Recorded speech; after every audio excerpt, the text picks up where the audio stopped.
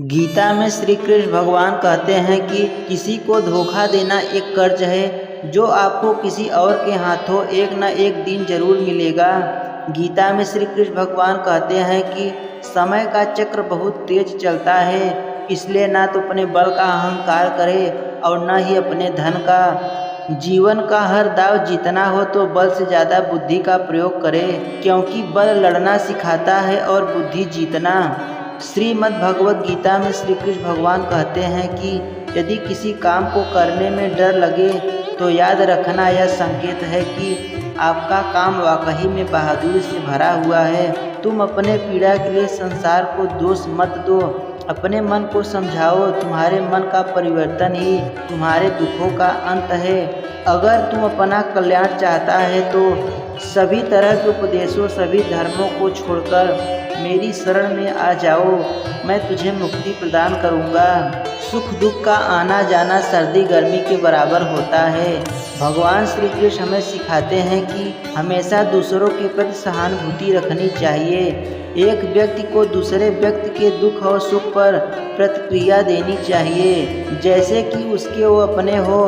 एक बार जब व्यक्ति दूसरों के प्रति सहानुभूति रखने लगता है तो इसका मतलब है कि उसने आध्यात्मिक मिलन प्राप्त कर लिया है। भगवान श्री कृष्ण के सबसे बार दोहराई जाने वाली सलाह निष्काम कर्म, बिना किसी पुरस्कार की उम्मीद किए कर्म करना। हमारे अधिकांश निर्णय मैं और मेरा आधारित होते हैं। हमारा वैदिक साहित्य भी यही कहता है कि भगवान श्री कृष्ण हमारे मूल मित्र हैं, जिनसे हमें सच्चाई छिपाना नहीं चाहिए और साथ ही एकमात्र वही हैं जो हमें सही रास्ते ले जा सकते हैं, क्योंकि यह संसार उसकी रचना है। एक बार की बात है, अर्जुन श्री कृष्ण से कहते हैं कि वो किसी बात को लेकर परेशान है और उसका जवाब वो श्री कृष्ण से चाहते हैं। श्री कृष्ण ने पूछा, सवाल क्या है?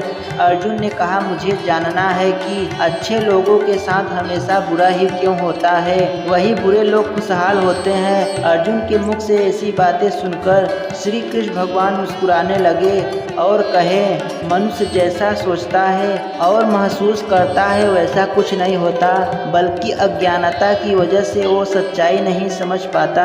अर्जुन उनकी ये बातें समझ नहीं पाए। इसके बाद श्री कृष्ण ने उन्हें समझने के लिए क्या कहा वे जानते हैं। श्री कृष्ण ने अर्जुन से कहा, पार्थ मैं तुझे एक कथा सुनाता हूँ, उसे सुनकर तू समझ जाओगे कि प्राणी उसके कर्म के हिसाब से ही फल मिलता है। प्रकृति हर किसी को अपनी राह चुनने का मौका देती है। अब वो मनुष्य की इच्छा पर निर्भर करता है कि उसे धर्म की राह चुननी है या अधर्म की। कथा शुरू करते हुए श्री कृष्ण ने कहा कि एक नगर में दो पुरुष रहते थे।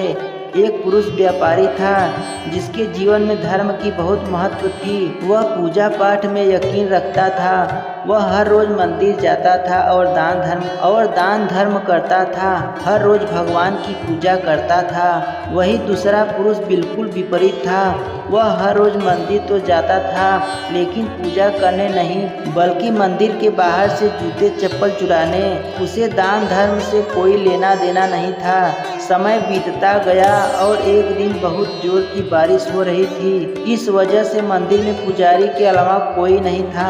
यह बात जब दूसरे पुरुष को पता चली तो उसने सोचा कि यही मौका है मंदिर का धन चुराकर।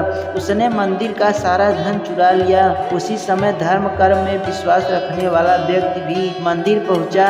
दुर्भाग्य से मंदिर के पुजारी ने उसे चोर समझ लिया और चिल्लाने लगे। वहाँ लोग एकत्र हो गए और उसे बहुत मारा। किसी तरह वह खुद को बचाते बचाते वहाँ से निकले।